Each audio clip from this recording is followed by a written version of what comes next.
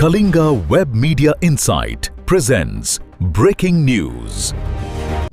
रास्ता खोलिबा घटना केन्द्र करी केरंडी ग्रामवासी एवं जमी मालिक मध्य सृष्टि हला विवाद। डाबुगा बोरीपत्र दे जाइथिबा केरंडी रास्ता को जने जमी मालिक खोली दैछंती। फल डाबुगा ब्लॉक सहित पापड़ाहांडी ब्लॉक को यातायात संपूर्ण बंद होइछि। डाबुगा ठारू मात्र 3 किलोमीटर दूर रे केरंडी ग्रामवासी को अधिक 8 किलोमीटर बुलिबा को पड़ुछि। सूचना अनुसार डाबुगा सदर बोरीपत्र ग्राम निकटस्थ केरंडी ग्राम को दीर्घ वर्ष है रास्ता रही अछि। ए रास्ता मझे लक्षाधिक टंका व्यय अंगी नदी पोल रे एक पोलो निर्माण कराई। ए रास्ता उपरे पापड़ाहांडी ब्लॉक रो हाथीबेड़ा पंचायत सहित डाबुगा ब्लॉक रो बड़ ओलमाग पंचायतवासी प्रत्येक दिन डाबुगा को जीवाआसवा करथांती।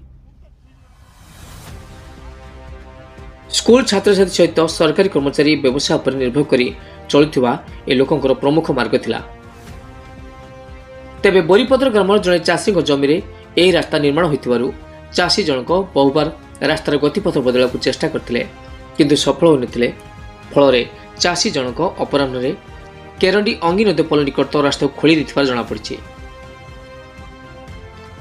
किंतु वर्ष वर्ष धरी यातायात करथिबा केरंडी ग्रामवासी याको विरोध करछन्ती। ए घटना को केंद्र करी केरंडी ग्रामवासी एवं जमी मालिक मध्य विवाद सृष्टि होइछि।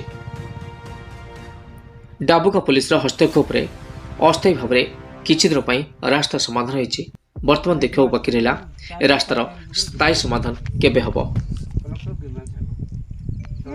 नवरंगपुर नीर संगर पात्र रिपोर्ट ओटीएन टीवी।